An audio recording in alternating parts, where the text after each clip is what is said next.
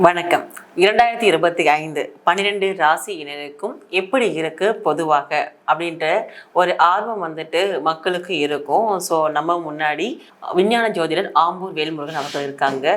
12 ராசியினருக்கு பொதுவாக எப்படி இருக்கும் அப்படின்னு பார்க்கும்போது இப்போ முதல் ராசியான மேஷம் பற்றி சொல்லுங்க.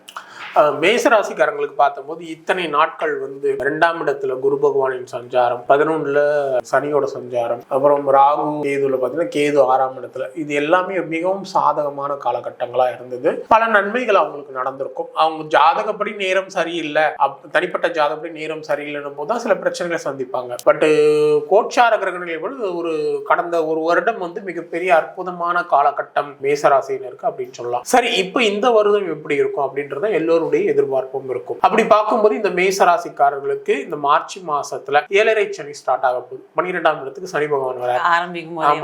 ஆரம்பிக்கும் போது சனி பகவான் வராரு. அதே நேரத்துல குரு பகவானும் 3ஆம் இடத்துக்கு சஞ்சரிக்கிறார். ராகு கேது பகவான் மே மாசத்துல பயிற்சி ஆகிறாங்க. இந்த வருடம் 3 கிரகங்களும் பயிற்சி, மொத்தம் 3 பயிற்சிகள் தான் முக்கியமா நம்ம பார்க்கணும். அப்படி பார்க்கணும். மொத்தம் 4 கிரகங்கள், 3 ராகு கேது ஒரே நாள்ல இதுவாகும். அப்ப ராகு பகவானும் பயிற்சி ஆகிறார். ராகு பகவான் 11க்கு வராரு, கேது பகவான் 5க்கு போறாரு. அப்படி பார்க்கும்போது 3 கிரகங்கள், 4 கிரகங்கள்ல 3 கிரகங்கள் சாதகம் இல்லாத சூழல் இருக்கு. ராகு பகவான் 11ல இருக்கிறது மட்டும்தான் அது திடீர் லாபங்கள், ஓரளவுக்கு நல்ல பணம் வர்றது, அந்த சில விஷயங்கள் நம்ம எடுக்கிற முயற்சிகள்ல வெற்றிகள் கிடைக்கிறது, அந்த மாதிரி விஷயங்கள் தான் நம்ம சொல்ல முடியும். ஆனா 12ல சனி பகவான் வரும்போது தேவையற்ற விரயங்கள் அதிகமா இருக்கும். பண செலவினங்கள் ரொம்ப அதிகமா இருக்கும். மருத்துவ செலவினங்கள், மருத்துவமனையில் அட்மிட் ஆகுறது, இந்த மாதிரியான விஷயங்கள், உடல்நிலை பாதிப்பு பெருசா நடக்கிறது. அதுக்கப்புறம் நம்பிக்கை துரோகங்கள், உறவுகளால பிரச்சனை, நண்பர்களால பிரச்சனை, இந்த மாதிரியான நம்பிக்கை துரோகங்கள் அதிகமா இருக்கு. மற்றவங்கள்ட்ட பணம் கொடுத்தா நமக்கு திரும்ப வராது. முக்கியமா ஜாமீன் கையெழுத்தெல்லாம் இந்த நேரத்துல போட்டோம்னா, யாரை நம்பி நம்ம ஜாமீனுக்கு யாருக்காக போடுறோமோ அவங்க கம்பி நீட்டிடுவாங்க.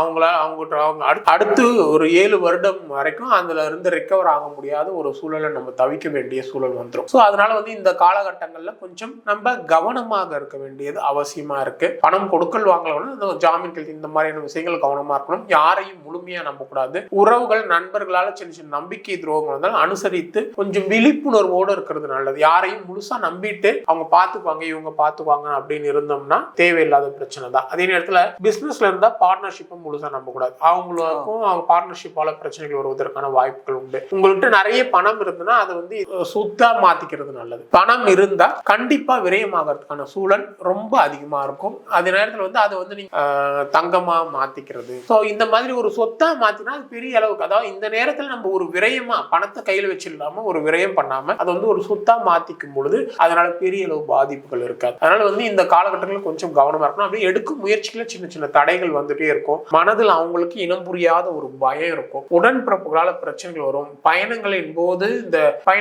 திருடுறாங்க இல்லையா, இவங்களுடைய லக்கேஜஸ் எடுக்கிறது, அந்த மாதிரி. அதே நேரத்தில் பயணங்கள் போது ஆபரணங்கள் எல்லாம் கொஞ்சம் கவனமா, தங்க நகை ஆபரணங்கள் எல்லாம் கொஞ்சம் கவனமா வச்சுக்கணும். சோ இந்த மாதிரியான விஷயங்கள்ல கொஞ்சம் கவனமா இருக்கணும். மற்றபடி பார்க்கும்போது அவங்களுக்கு தேவையான பொருளாதார நிலையில இந்த பிரச்சனைகள் வரும். பொருளாதார நிலை தேவையான அளவு பணம் எல்லாம் இருக்கும். அதுல ஒன்றும் பிரச்சனை இல்லை. குழந்தைகள் இருந்தால், அதாவது திருமணமாகி குழந்தைகள் இருக்கிறவங்க குழந்தைகள் விஷயத்துல கொஞ்சம் கவனமா, குழந்தைகள் உடல்நிலையில பாதிப்பு வரும். குழந்தைகளுடைய படிப்பு விஷயத்துல கவனமா இருக்கும். குழந்தை நட்போட்டத்தை கண்காணிப்பில் வச்சுக்கணும். ஓகேங்களா? மற்றபடி இந்த காலகட்டங்களை பொறுத்த வரைக்கும் பண புழக்கம் கொஞ்சம் நல்லாவே இருக்கும். பணம் தேவையான அளவு பணம் இருக்கும்.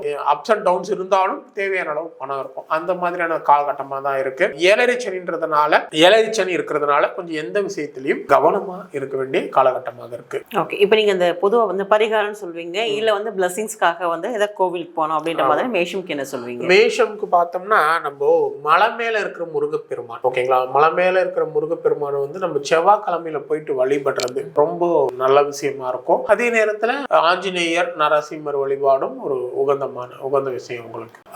மேஷத்தை பொறுத்த வரைக்கும் ஒரு 60% 70% நற்பலன்கள் நடக்கும் அப்படின்னு சொல்லலாம்.